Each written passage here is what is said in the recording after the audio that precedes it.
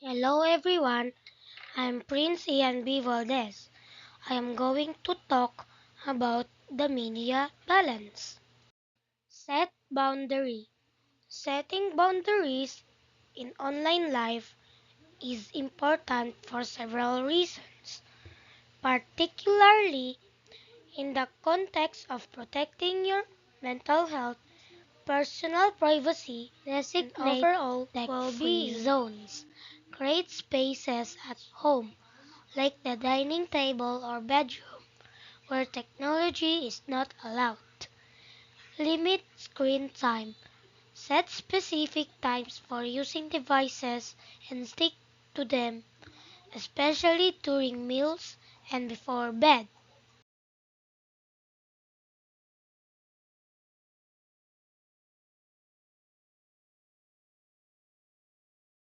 Mindful usage.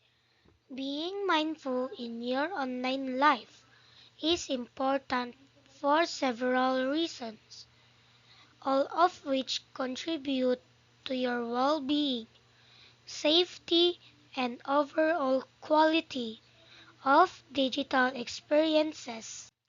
Be intentional. Before you pick up your phone or open a laptop, ask yourself what you want to accomplish. This can help avoid mindless scrolling. Focus on quality content. Choose to engage with content that uplifts or educates rather than content that drains your energy.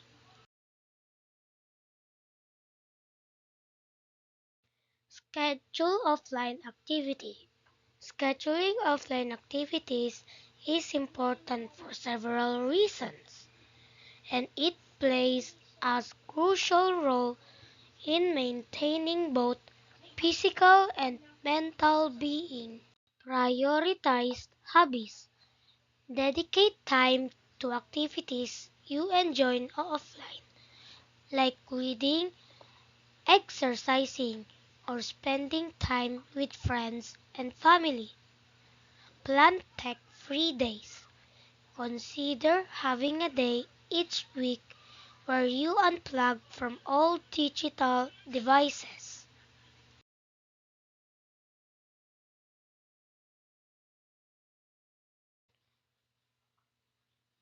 Practice digital detox. The intentional act of disconnecting from digital devices like smartphones, computers, and social media has become increasingly important for several reasons. Here are a few reasons why it is beneficial. First, mental health improvement.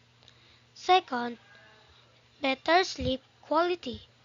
Third, enhanced relationship and presence. And lastly, it improves creativity. Regular breaks. Take short breaks from screens through the day. Step outside, stretch, or meditate. Weekend detox. Try a full weekend without screens to reset your mind.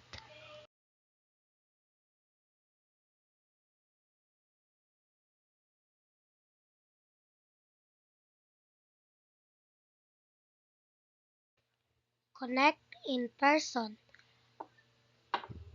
It eliminates distractions, builds trust, and fosters authentic connections, making your interactions more fulfilling and emotionally rewarding. In a world dominated by screens, taking time to unplug is one of the best ways to strengthen your personal relationship and create lasting bonds to those who truly matters. Foster relationships. Prioritize face-to-face interactions. Arrange regular meetups with friends or family. Join groups.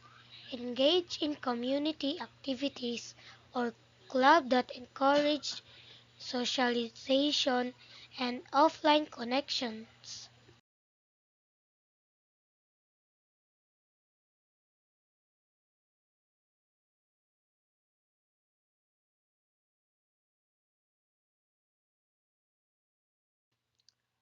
Reflect on your usage. Reflecting on your online usage is incredibly important for maintaining a balanced, healthy relationship with technology, your time, and your well being. In today's digital age, we are constantly connected, and it's easy to lose track of how much time we spend online or how it affects our mental and emotional states. Journaling. Keep a journal to reflect on how you feel after time spent versus offline. This can help identify patterns and areas for change. Assess your devices. Periodically evaluate the apps and services you use. Remove those that add stress or negativity to your life.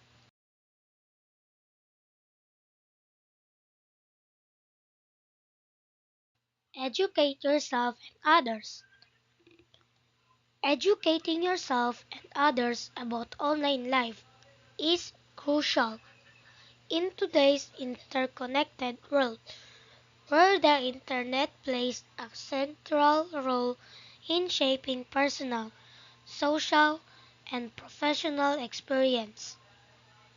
The digital landscape is vast, fast evolving, and often unregulated, and understanding it is essential for protecting your well being, privacy, and relationships.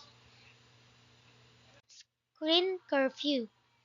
Set a time each evening when devices are put away.